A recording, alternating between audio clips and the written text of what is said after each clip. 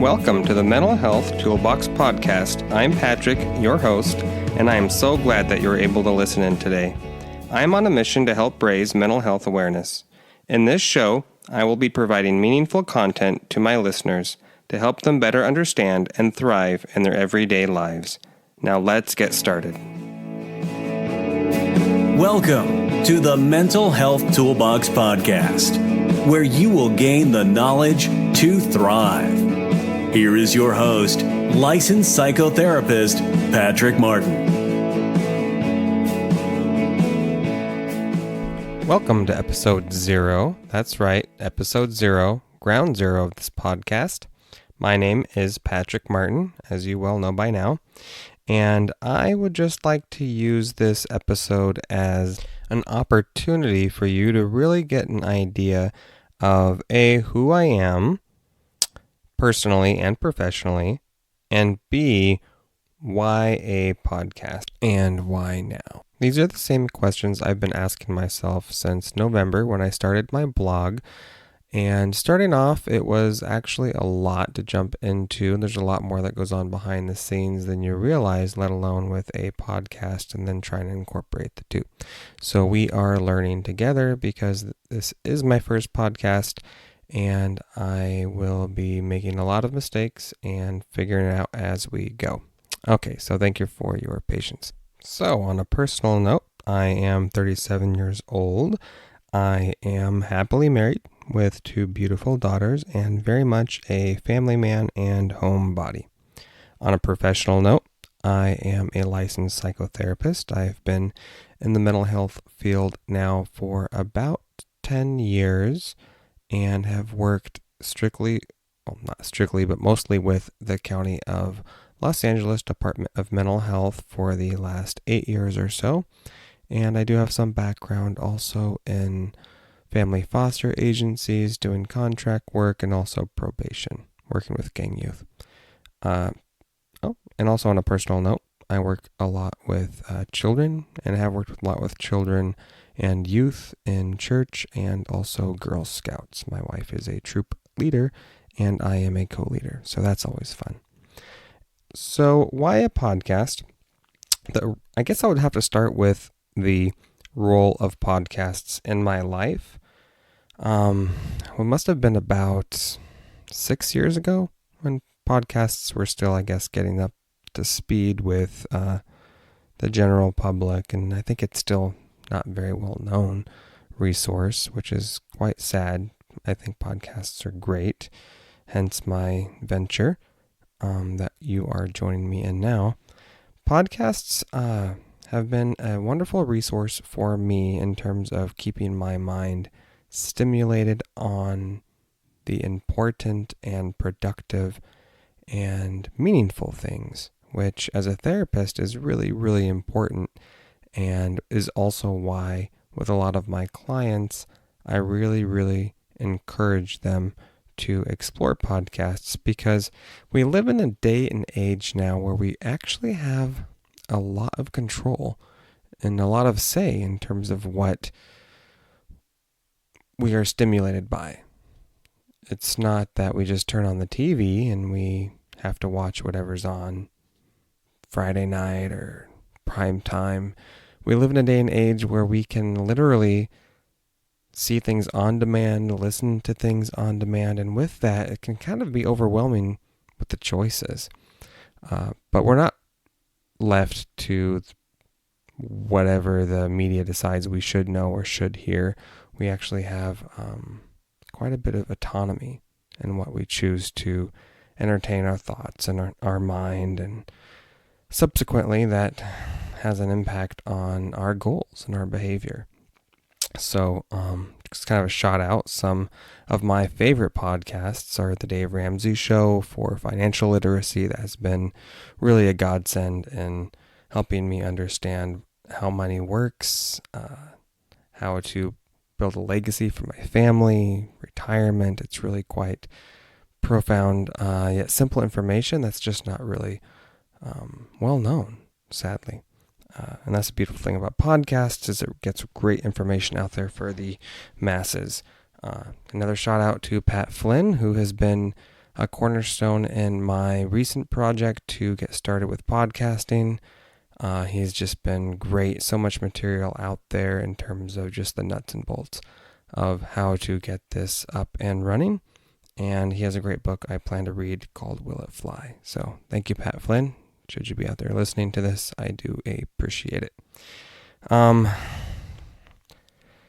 Just, even recording this podcast right now requires a bit of fortitude, especially as a family man, and just choosing priorities. And, I mentioned that my family's a priority. And so it's about 12:45 a.m. as I record this, just because I wanted to make sure my kids were down and everything was in order with the house and whatnot. And so I thought, hey, why not tonight? My wife and older daughter are out on a Girl Scout camping trip, and I have the house to myself. So what's a better time to do a trial podcast here than when I have some alone time? So here we are. So I started out blogging in November, and it's the Mental Health Toolbox, same name as this, .com. And I set out to create a blog because I thought there's just not enough information. As a therapist, as I'm looking for resources and I'm trying to provide information for clients and places where they can, just educate themselves. Psychoeducation on how to deal with anxiety, how to deal with depression, how to find inspiration. There's just not a whole lot out there that is easily accessible, that is clear-cut. And as a therapist, I really want to be able to put that out there for my clients, resources, potential clients, consumers, practitioners even. There's a lot of, practitioners that need guidance. On that note, when I was coming out of graduate school, I had very little concept of what there was in terms of career paths for mental health professionals, what it meant to work for the county versus the private sector versus self-employment, nonprofits, the different types of roles you can accommodate as a mental health professional, from a therapist to a medical social worker to mental health clinical supervisors to working with children and family services to working out of a co-located facility, social services, DPSS. I mean, the list just goes on and on. So I thought one of the great things I could do with a podcast and a blog is to really spend time to explore what the experience has been for other professionals setting out in this field and what their experience has been like after some years in the field and what they wish they had known starting out. And hopefully I can help out some of those coming out of graduate school or considering a career in mental health so that they are really equipped with the options and so that they can think through their career choices ahead of time instead of kind of playing it as they go. And also for consumers, clients, those seeking mental health help, there's a lot of ambiguity about how to access mental health services, and not just for those with HMOs, but especially the low income and who are dependent on Medi-Cal or whatever the state system happens to be if you're not in California, how to access mental health services. It can be quite a conundrum. It's not uncommon at all for me to be sitting with a new client and intake, and we are usually the 10th person on the list in terms of referrals, or the 10th person they've called trying to figure out how to get help. And it really shouldn't be that way. It shouldn't be that people who are in a crisis seeking mental health services, counseling, whatnot, have to go through all of these hoops just to find out who they can talk to get counseling or medication. It's not okay. And most people who are looking for help have waited, some time to even ask for help. And it's a big deal for them to ask for help. It's scary walking through that front door, making that phone call, letting people know that, hey, I can't handle this on my own. That is a big deal. So hopefully through this platform, the blog, podcasting, I will be able to hopefully help people better understand how to access mental health services and also how to help those accessing mental health services, depending on which side of the desk you're sitting on. Okay. So, we talked about why now that I have been providing direct service for a long enough period of time that I really feel I have some meaningful guidance that I can offer. Meaning, I wouldn't do this just straight out of graduate school, although maybe it's not a bad idea. It just hadn't occurred to me at the time, but I feel like right now I'm at a place where I can really contribute with my experience, having seen so many types of different clients and having worked with so many amazing colleagues and psychiatrists and peer advocates, and that I have a nice, robust understanding of the mental health system as it is today, at least in California. And I also have hope projects. I hope to accomplish a lot through the podcast and blog, and at the very least to educate those seeking mental health and those who might enter the field.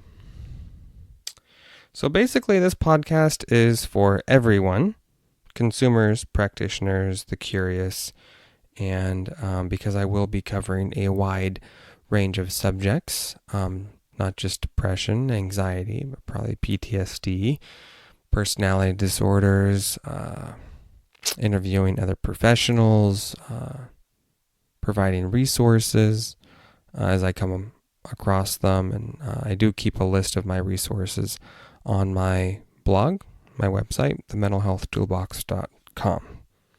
If you have any resources that you think would be useful that you don't see there, should you check it out, feel free to leave me a comment. I will leave a link in the description below for my contact me page, and any information you want to relay to me, I'm more than happy to take a look at and throw up on my website if you think it would be helpful to anyone out there.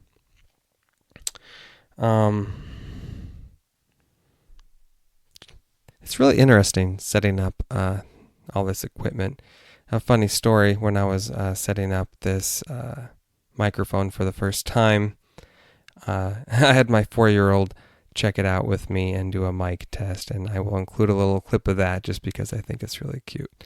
But she was my little helper in getting this project started. And so I think I will include the little clip of my daughter trying out the microphone right about now.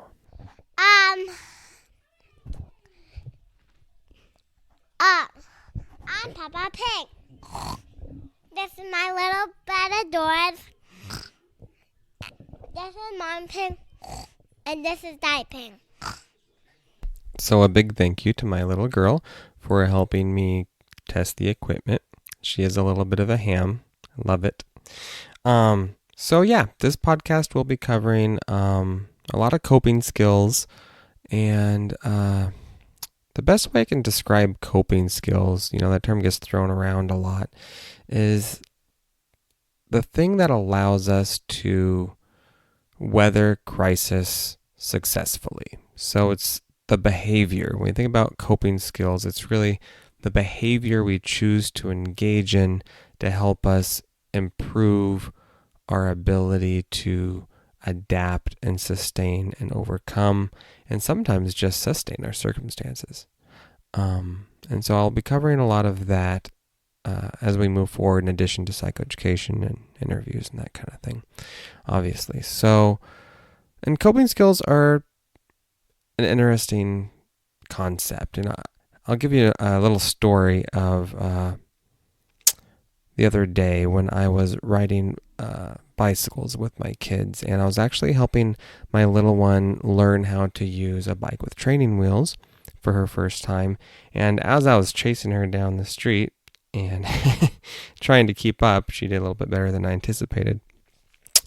It occurred to me, coping skills are a lot like bicycles and gears. If you have a beach cruiser with no gears, going uphill against the current, so to speak, is a lot more difficult when you don't have gears. And coping skills are that thing that allow you to adjust to the circumstances, to give you the torque that you need to really push through.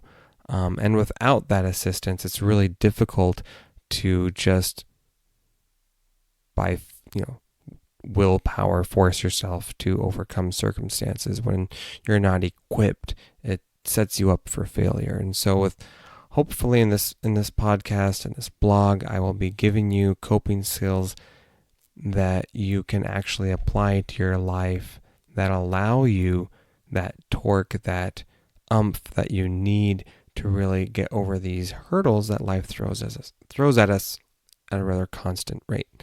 And it's my pleasure, it's my privilege to do anything and everything I can to help prepare you for whatever comes next. Okay? And we all know that life is unpredictable, but we can develop a set of tools or coping skills that are predictable in how we implement them in our lives. Okay?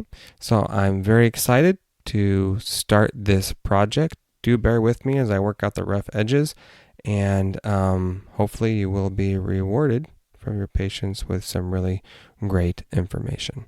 Thank you so much. If you need immediate crisis help with your depression, you can call the National Suicide Prevention Lifeline at 1-800-273-8255 or text START, S-T-A-R-T, to 741-741. Again, that's START, S-T-A-R-T, to 741-741. Take care. Thanks for listening to the Mental Health Toolbox podcast. Learn more at www.thementalhealthtoolbox.com.